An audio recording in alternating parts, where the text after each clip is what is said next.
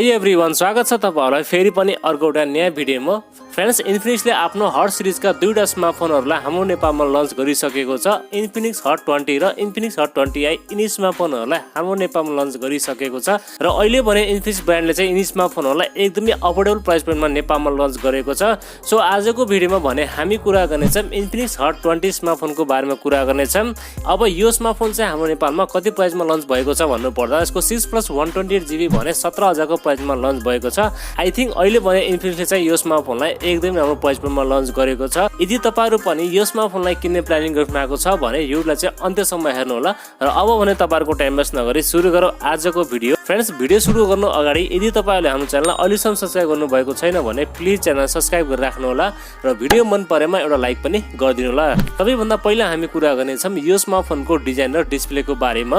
डिजाइनको बारेमा कुरा गर्नु पर्दा यसको पछाडिपट्टि टप लेफ्ट साइडमा डुअल क्यामेराको सेटअप साथमा एउटा एलईडी फ्ल्याश र तलपट्टि भनेसमा तपाईहरुलाई इन्फिनिक्सको ब्रान्डिङ पाउनुहुनेछ र अगाडिपट्टि भनेसमा तपाईहरुलाई सेन्टर पञ्चल कलरको साथमा डिस्प्ले पाउनुहुनेछ र ओभरअल यो स्मार्टफोन भने प्लास्टिक बिल्डमा लन्च भएको छ। यसको फ्रेम पनि प्लास्टिकको रहेको छ र यसको फ्रन्टमा भने तपाईहरुलाई ग्लास प्रोटेक्सन दिएको छ।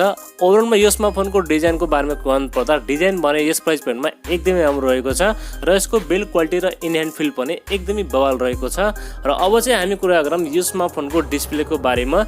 यसमा भने तपाईहरुलाई 6.82 इन्चको FHD plus IPS LCD panel दिएको छ। साथमा 20:9 को एस्पेक्ट रेशियो र 263 को PPI डेन्सिटी रहेको छ। अनि तपाईहरुलाई भने यो डिस्प्लेमा गेमिङको लागि 90 हर्ट्ज को फास्ट रिफ्रेश पनि दिएको छ। फ्रेन्ड्स, ओभरअलमा डिस्प्लेको बारेमा भन्नुपर्दा डिस्प्ले भने यस प्राइस पोइन्टमा यो स्मार्टफोनको चाहिँ एकदमै राम्रो रहेको छ। तपाईलाई चाहिँ यो डिस्प्लेमा मल्टिमिडियाको लागि र गेमिङको लागि भने कुनै पनि शिकायत आउने छैन। र परफर्मेन्सको बारेमा कुरा गर्नु पर्दा यो स्मार्टफोन भने मिडियाटेकको हिलियो G85 चिपसेटको साथमा लन्च भएको छ। यो चाहिँ 12 नैनोमिटरमा बनेको चिपसेट हो। साथमा यसमा तपाईलाई LPDDR4H को RAM टाइप र UFS 2.2 को स्टोरेज टाइप पाउनुहुनेछ। रिड एन्ड राइट स्पिड पनि तपाईलाई यो स्मार्टफोनमा डिसेन्ट पाउनुहुनेछ। गेमिङ ग्राफिक्स भने तपाईलाई यो स्मार्टफोनमा माली G52 को MC2 ड्युअल कोर GPU दिएको छ जसमा तपाईलाई गेमिङ ग्राफिक्स पनि एकदमै राम्रो पाउनुहुनेछ। फ्रेन्ड्स, ओभरअलमा परफर्मेन्सको बारेमा कुरा गर्नु पर्दा तपाईलाई भने यो स्मार्टफोनमा हल्का फुल्का गेमिङको लागि र डे टु डे युजको लागि भने कुनै पनि शिकायत आउने छैन। प्राइजिङ अनुसार भने यसमा तपाईलाई परफर्मेन्स चाहिँ एकदमै राम्रो पाउनुहुनेछ र सफ्टवेयर भने यसमा तपाईलाई Android 12 पाउनुहुनेछ आउट अफ द बक्स, जुन भने रन गर्नेछ XOS 12 मा रन गर्नेछ जसमा तपाईलाई सफ्टवेयर एक्सपिरियन्स पनि डिसेन्ट पाउनुहुनेछ।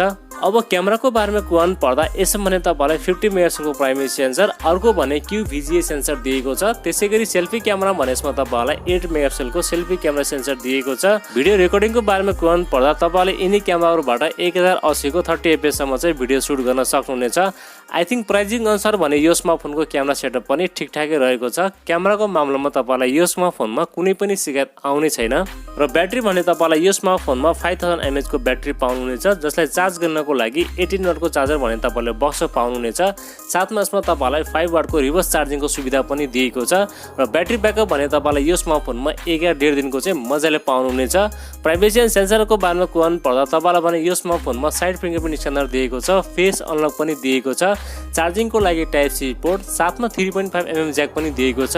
र इन्ट्रेस्टिङ पार्ट के छ भने तपाईलाई चाहिँ यो स्मार्टफोनमा ड्युअल स्टिरियो स्पिकर पनि दिएको छ जसको क्वालिटी भने एकदमै राम्रो रहेको छ र साथमा यसमा तपाईलाई FM रेडियोको सुविधा पनि दिएको छ। फ्रेन्ड्स, अब भने हामी कुरा गरौँ यो स्मार्टफोनको प्राइजिङको बारेमा। यसको 6+128GB भने हाम्रो नेपालमा 17,000 को प्राइसमा लन्च भएको छ। अहिले भने इन्फिनिक्स ब्रान्डले यो स्मार्टफोनलाई हाम्रो नेपालमा एकदमै राम्रो प्राइसमा लन्च गरेको छ। ल त साथीहरु, यति थियो स्मार्टफोनको बारेमा। तपाईलाई भने यो स्मार्टफोनको स्पेसिफिकेसन कस्तो लाग्यो र आफ्नो केही सल्लाह सुझाव भएमा प्लिज एउटा कमेन्ट गर्नु होला। भिडियो मन परेमा एउटा लाइक पनि गरिदिनु होला। यदि नयाँ साथीभाइहरुले हाम्रो च्यानल पल्ट हेर्दै हुन्छ भने प्लिज हामीलाई सब्स्क्राइब गरेर राख्नु होला। अर्को भिडियोमा भेट्ने बाचा गर्दै आजले बिदा लिन्छु। हवस्, धन्यवाद। जय नेपाल।